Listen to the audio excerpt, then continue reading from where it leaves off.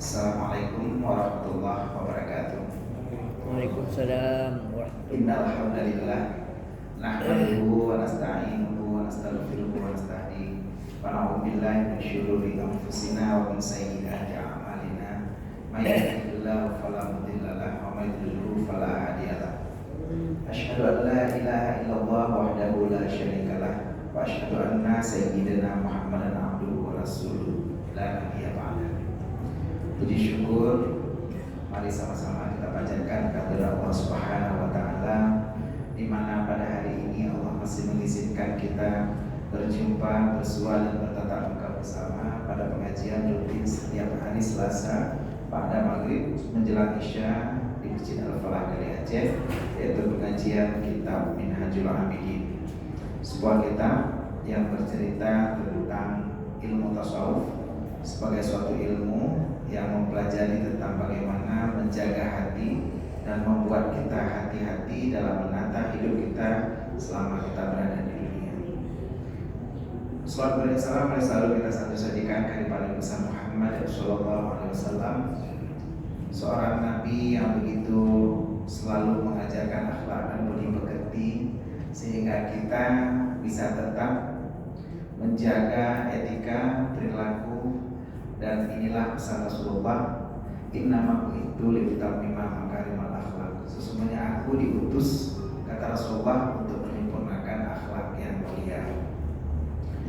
Begitu banyak akhlak, begitu banyak etika yang kita pelajari, dan hari ini kita bikinkan suatu kitab yang begitu fenomenal, kitab yang begitu populer dari seorang ulama yang juga begitu terkenal, yaitu Al-Imam Al-Ghazali, yaitu kitab Minhajul Abidin.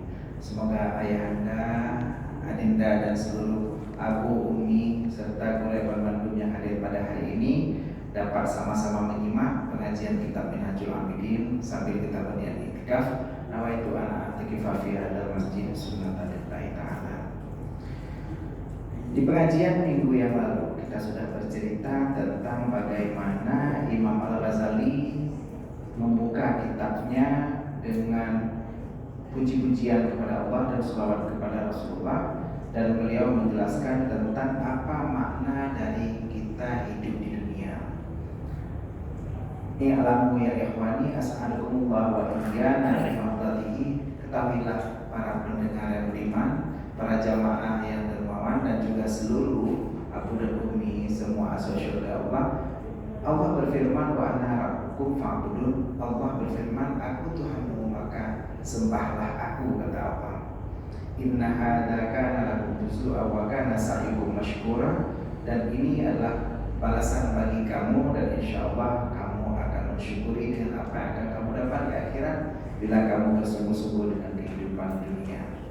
Nah, pengajian kali ini kita akan sambung daripada firman Allah yang kita baca ini, semoga menjadi manfaat bagi kita semua. Bismillahirrahmanirrahim. Qala musannif rahimahullah taala wa nafa'ana bi ulumihi fid dharain amin. Telah berkata pengarang, semoga semua kita yang hadir pada malam ini, mungkin tidak begitu ramai karena di Islami juga ada pengajian khusus, kebetulan tadi ada jumpa juga sama beliau.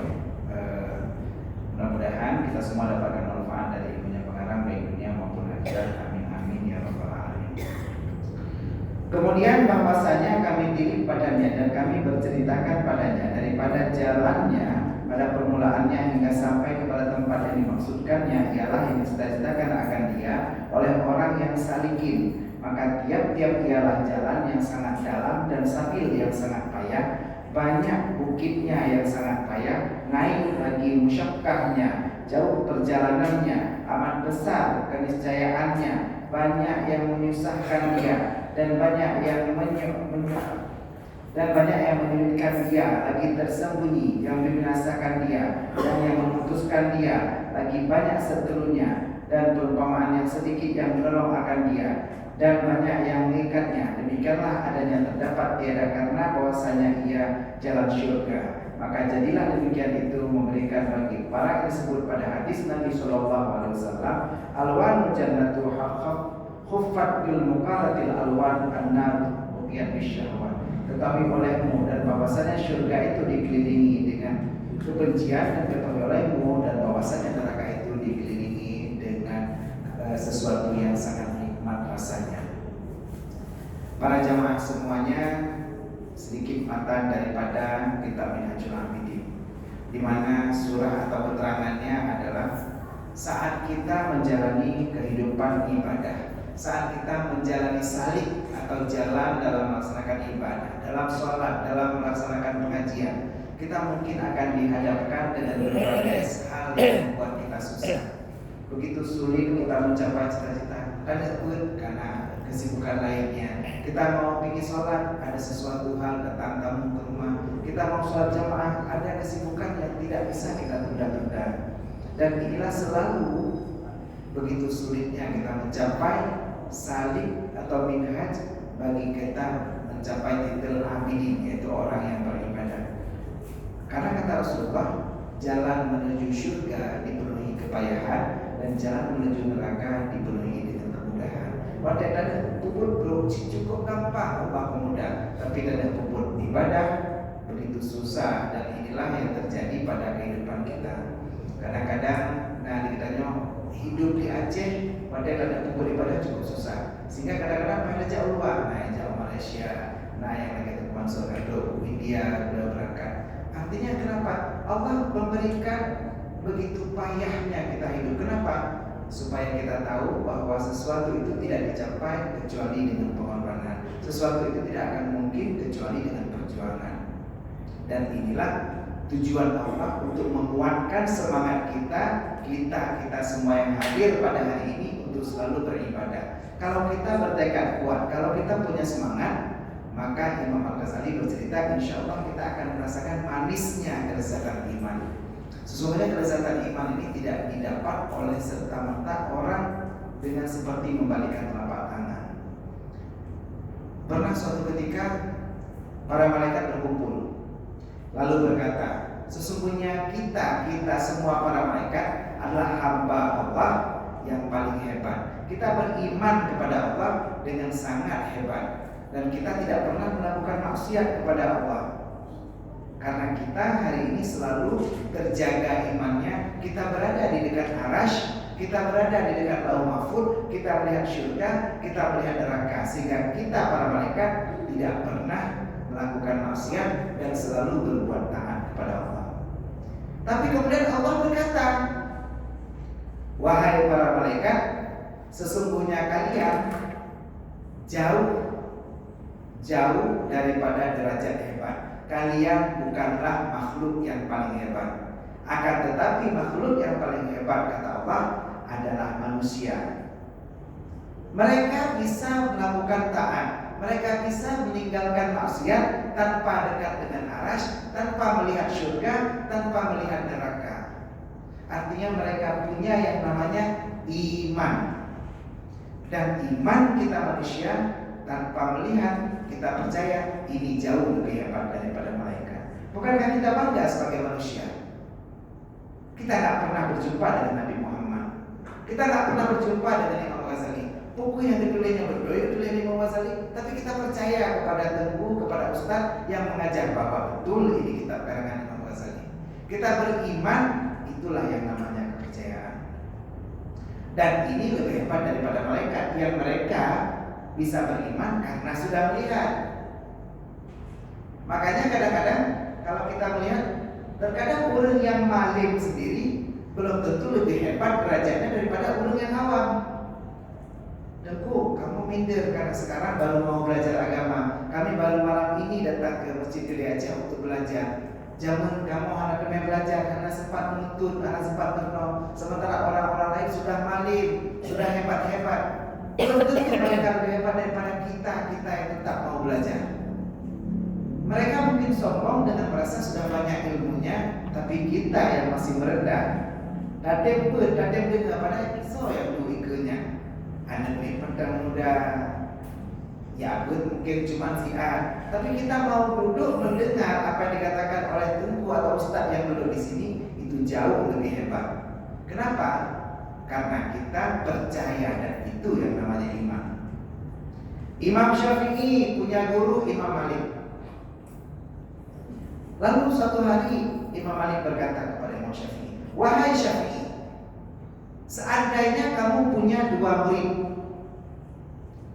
Murid yang pertama kamu suruh angkat batu, murid yang kedua juga kamu suruh tugas yang sama, angkat batu. Ada dua batu. Murid yang pertama kamu suruh angkat batu, murid yang kedua juga kamu suruh angkat batu. Murid yang pertama, begitu kamu suruh angkat batu, dia langsung angkat batunya. Murid yang kedua, ketika kamu suruh angkat batu, dia bertanya, "Kenapa Ustaz? Kenapa Al-Imam? Kenapa Guru? Kenapa saya harus mengangkat batu? Ada apa?" Ketika kamu menjawab, "Inna fi tahtiha dhahab," sesungguhnya di bawah batu ini ada emas. Lalu dia baru mengangkat. "Kamu lebih suka yang mana?" kata Imam Malik.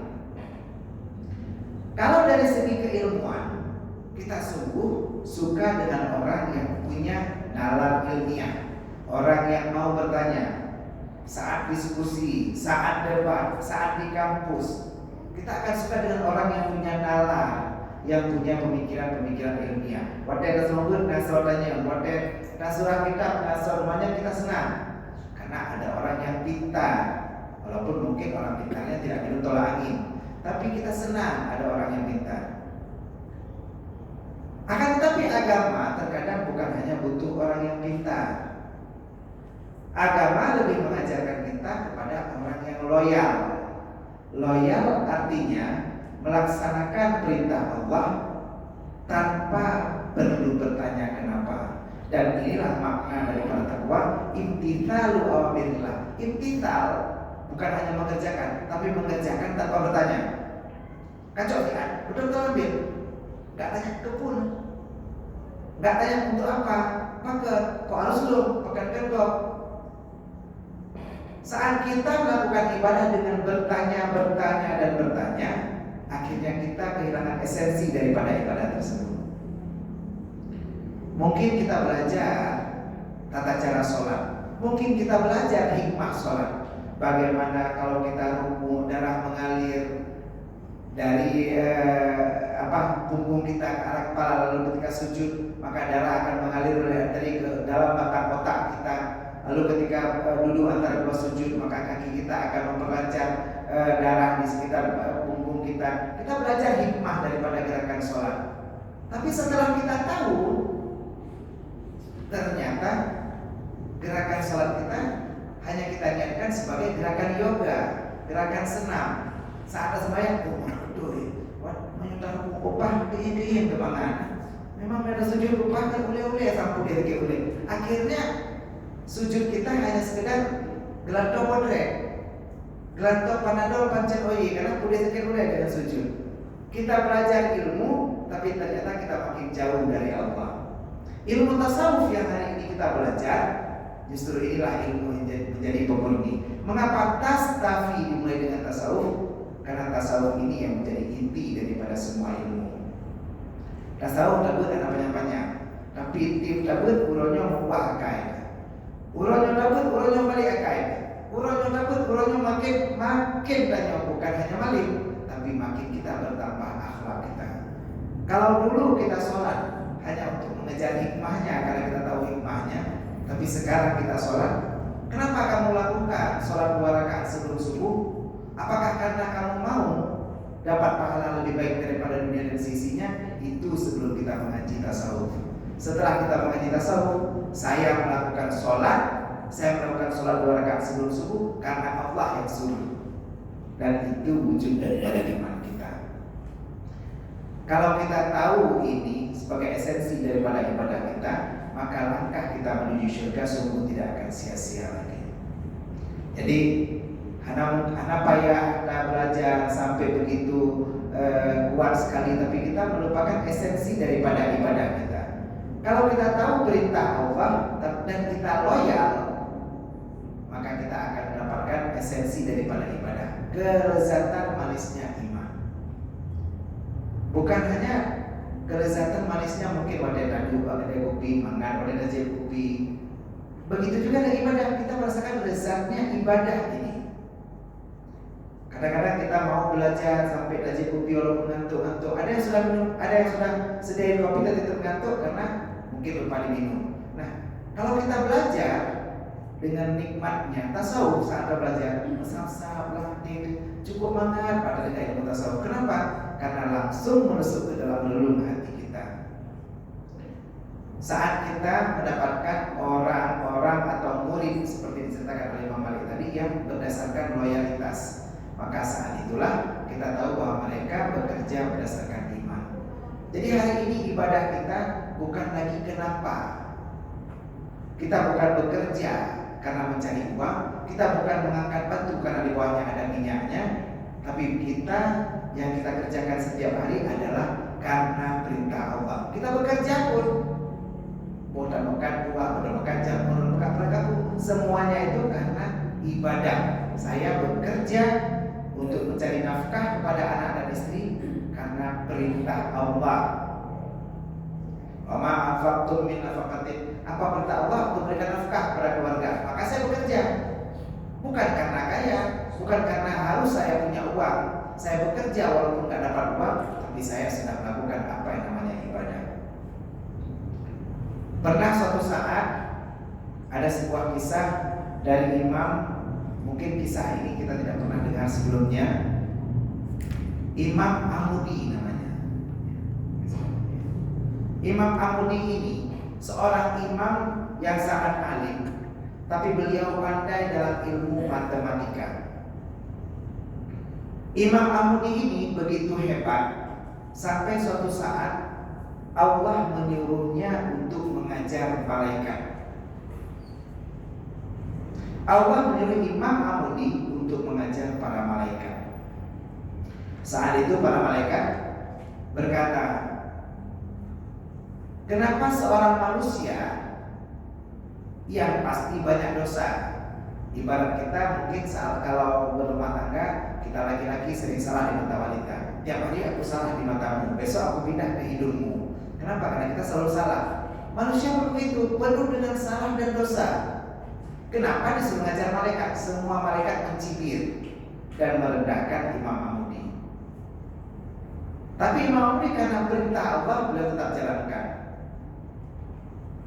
Lalu malaikat bertanya, kalau benar Anda mau mengajar, apa tema pelajaran kita hari ini?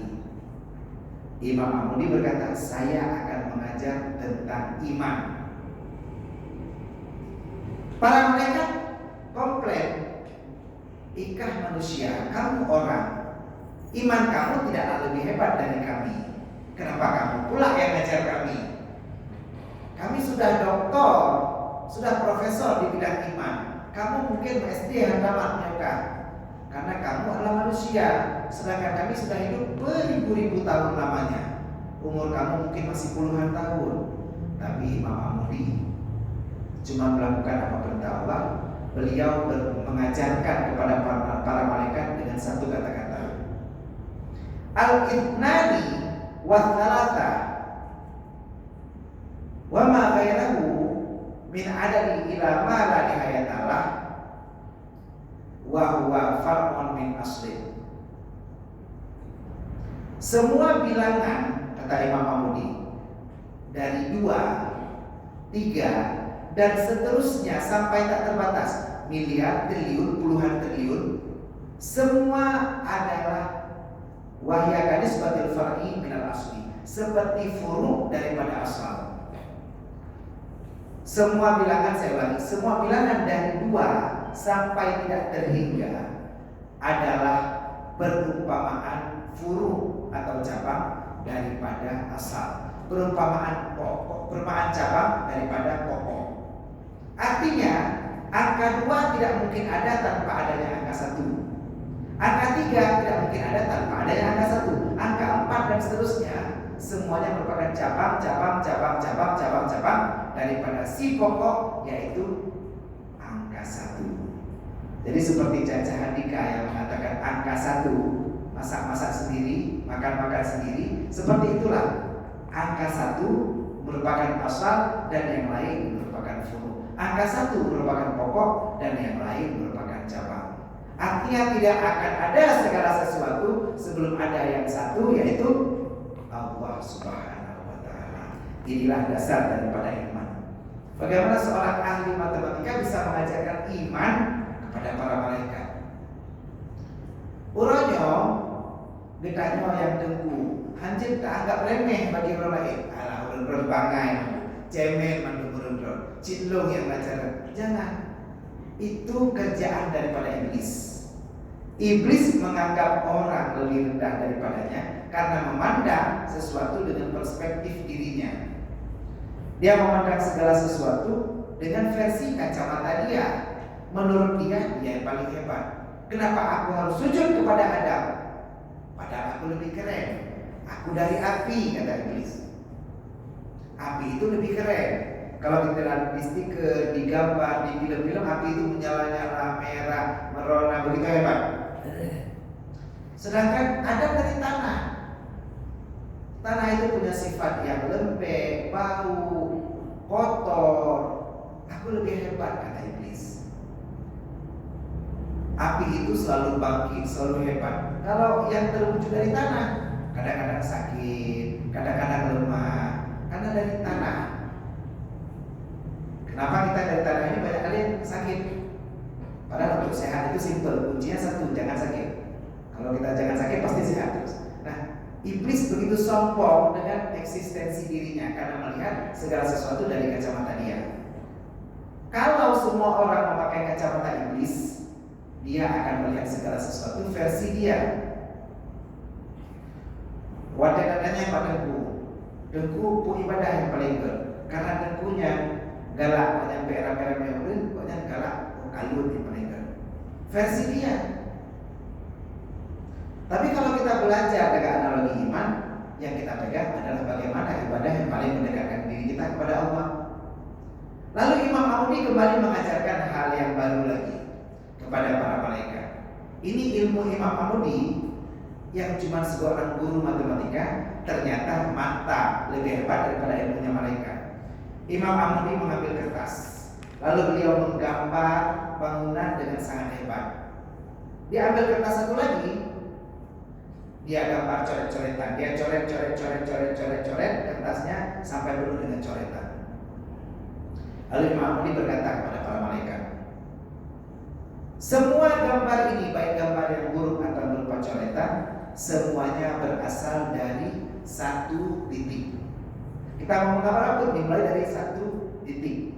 Apakah titik Puspa atau titik Sandora? Pokoknya satu titik dulu pertama. Jadi satu titik ini yang memulai gambar kita. Tanda demikian, tanda dimulai pasti titik duluan. Ya kan? Kalau kita terus A, B, C, D, semua dimulai satu titik. Titik, C, titik, D, semua dimulai dari satu titik. Dan satu titik ini adalah nuqtatul wujud. Titik wujud, titik yang ada. Dan ini makna daripada Allah. Tanpa satu titik Allah itu, titik di bawah apa? Bikana makana wa biyakunu mayakunu. Dengan aku kata Allah ada yang telah ada, dan dengan aku kata Allah akan ada yang akan ada. Ini makna daripada iman. Dan ini yang kita pelajari, bahkan bukan di ilmu tauhid, di ilmu tasawuf kita pelajari. Kenapa? Kita belajar esensi. Imam Amudi berhasil mengajarkan ini kepada para malaikat yang hari itu sempat sombong kepada seorang guru matematika. Makanya apapun ilmu yang kita pelajari hari ini, kalau kita punya dasar basic ilmu tasawuf, kita belajar ilmu kedokteran seperti Dr. Fauzan. Kalau kita punya basic ilmu tasawuf, setiap apa yang kita lakukan makin meningkatkan iman kita. Tamaka, kecil, mencok, kerja, dimanapun kita kerja, setiap apa yang kita lakukan setiap hari, kalau kita punya basic ilmu tasawuf, kita tahu bagaimana melihat realita di balik fakta, bagaimana melihat hikmah di balik setiap musibah.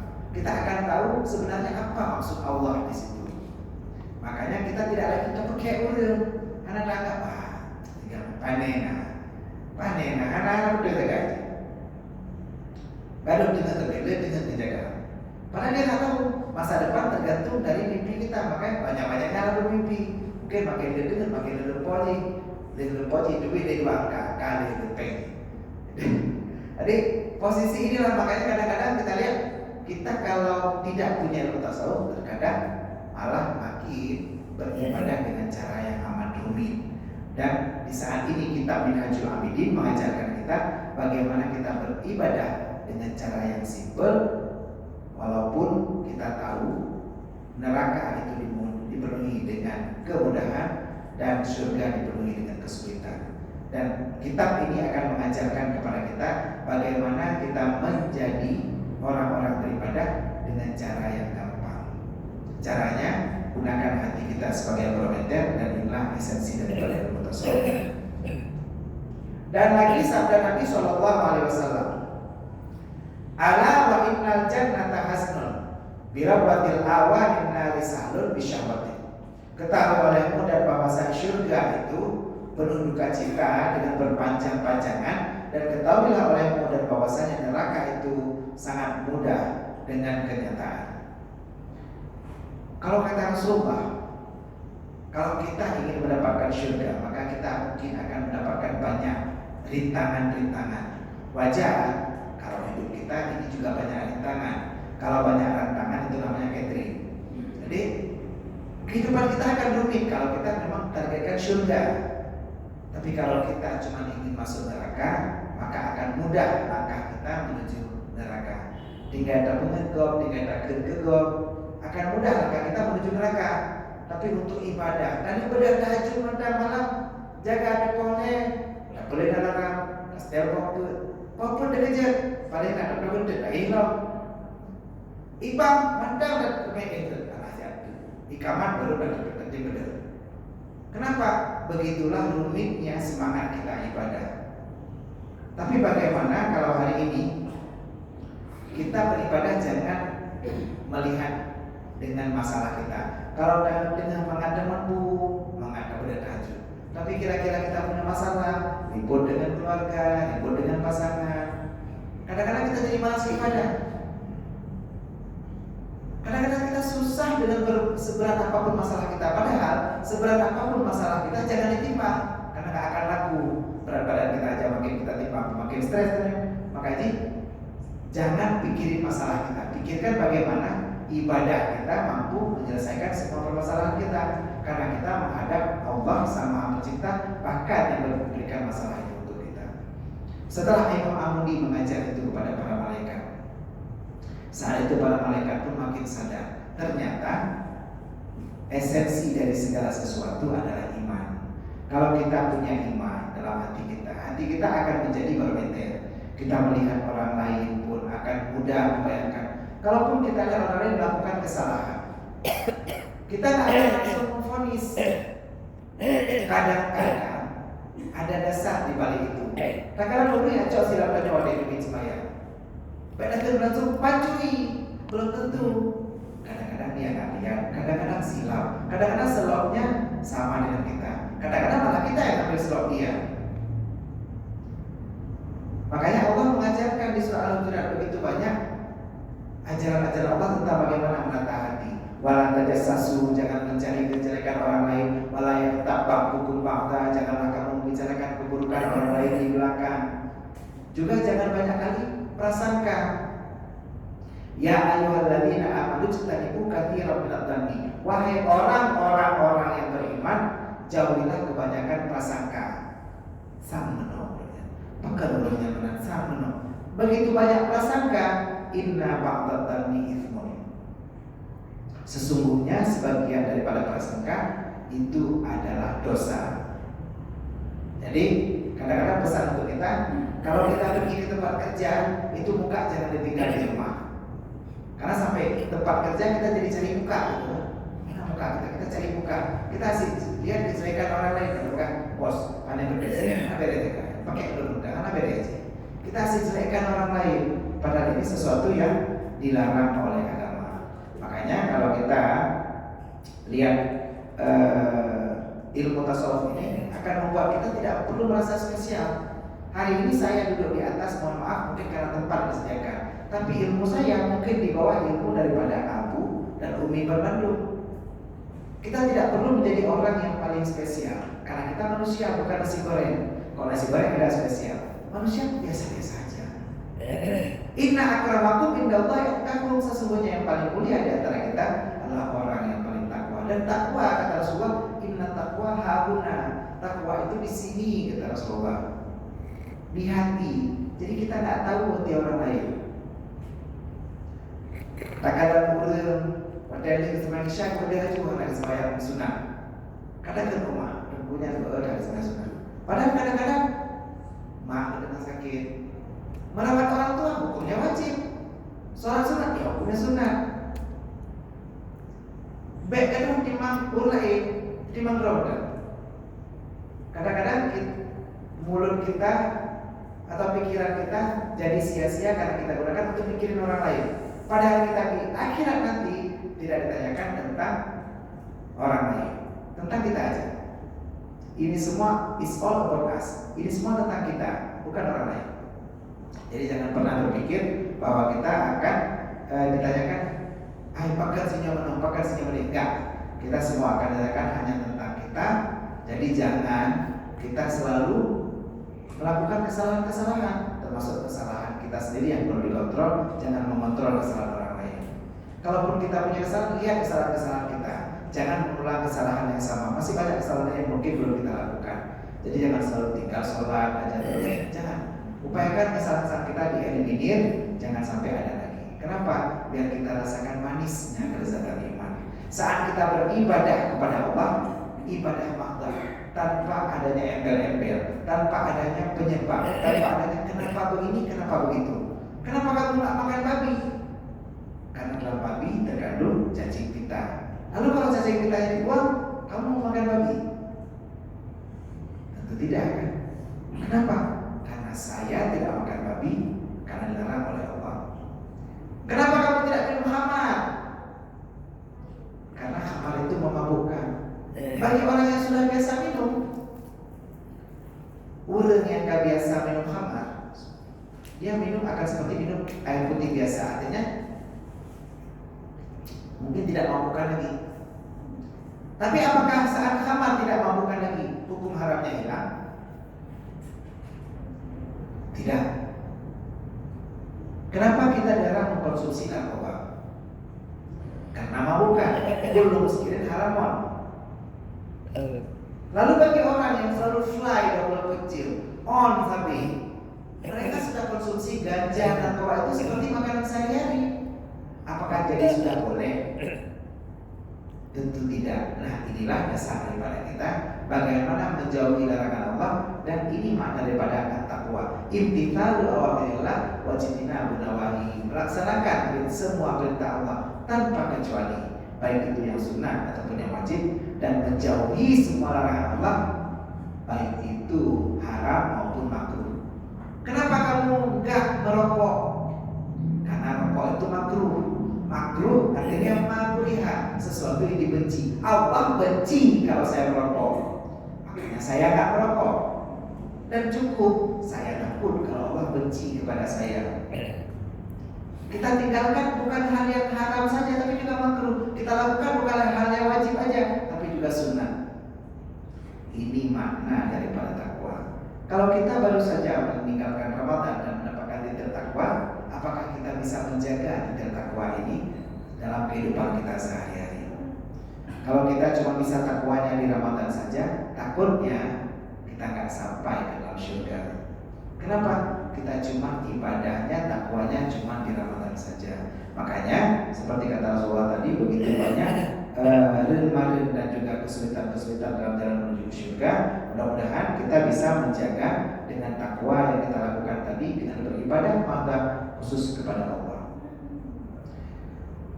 Ada pertanyaan? Kita sambung ke depan.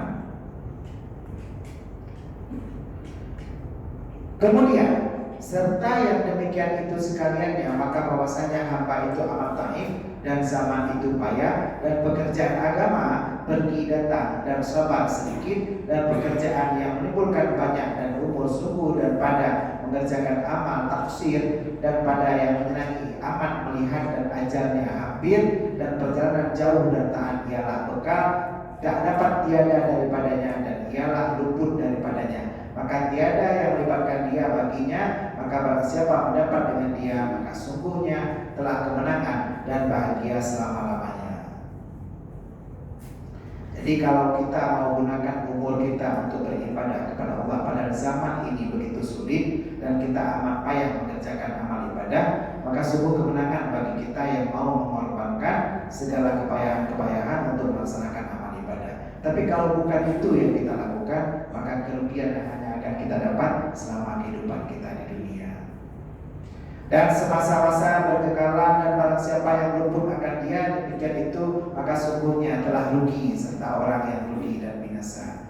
Kalau kita tidak melakukan itu, maka kita akan merugi beserta orang-orang yang rugi dan binasa.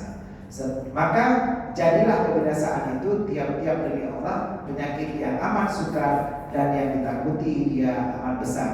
Dan karena demikian itu sedikit orang yang sahaja akan jalan ini, dan sedikit yang terlebih kuranglah daripada orang yang mengkasatkan dia daripada orang menjalankan akan dia.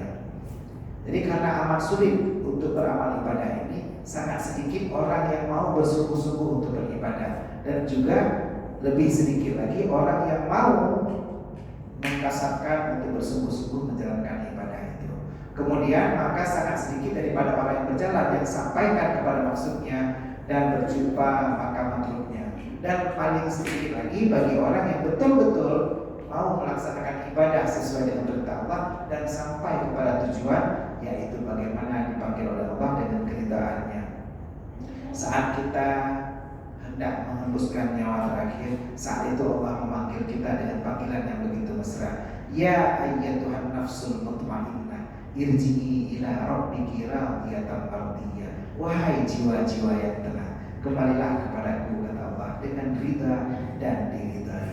Saat kita mau ibadah kepada Allah dengan sungguh-sungguh, maka kita akan sampai kepada titik diridhai oleh Allah. Dan mereka itu orang yang tercapai itu yang kuat pada agamanya, yang demikianlah mereka itu subhanahu wa ta'ala bagi makrifat akan dia dan bagi mengasihi akan dia dan tegakkan akan dia dengan taufiknya dan peliharaannya Allah. Kemudian disampaikan mereka itu hidup kurnianya kepada ridhanya dan syurganya Allah. Maka kami mohonkan dia kepada Allah yang maha besar sebutannya, bahwa menjadikan kamu dan kami daripada mereka itu beroleh kemenangannya dengan rahmatnya. Jadi kata Imam Al-Ghazali, kalau kita bisa sampai pada level ma'rifah kepada Allah, level mengenal Allah, seakan-akan kita melihat Allah. Ma'rifah adalah mengenal, dan inilah ilahi anta maqsudi wa lillahi kama qulubi a'tini mahabbataka wa ma'rifatak. Wahai Tuhanku, engkaulah maksudku dan tujuanku. A'tini, berikan kepadaku, mahabbatak, cinta kepadamu, wa ma'rifatak, dan ma'rifah kepadamu. Kalau kita akan sampai pada titik ma'rifah, maka orang inilah mereka-mereka yang Allah berikan kasih kepada mereka, taufik dan peliharaannya, dan mereka yang akan dapat kurnianya kepada ridhanya dan syurganya. Maka Imam Ghazali memintakan agar kami dan kamu memperoleh kemenangannya dengan rahmatnya. Artinya kita tidak mungkin masuk syurga kecuali dengan amal Allah. Jangan kita sangkakan kita akan masuk syurga dengan ibadah kita. Kenapa kamu yakin bisa masuk syurga? Karena saya sholat, karena saya mengaji? Bukan. Orang yang masuk syurga itu toh karena rahmat Allah. Seperti hari ini, kalau kita lihat orang yang jadi presiden, jadi gubernur, jadi PJ nanti, jadi bupati, jadi wali kota, akankah mereka jadi itu karena pintar? Bukan. Mereka jadi karena dikehendaki untuk jadi. Yang kita pilih untuk bekerja tempat kita apakah karena pintar? Bukan. Karena kita lihat dia adalah orang yang memang cocok dengan kita. Artinya apa? Yang Allah mau untuk masuk surga, masuklah dia. Yang Allah mau untuk masuk neraka, maka tidak akan masuk surga. Makanya Allah begitu banyak memberikan simbol-simbol dalam Al-Quran. Surat Ali Imran ayat 25-26. Qulillahumma malikal mulki tu'til mulka man tasya. Katakanlah, wahai Tuhanku pemilik kerajaan, Engkau memberikan kerajaan kepada siapa yang Engkau kehendaki. Hari ini Allah berikan Republik Indonesia NKRI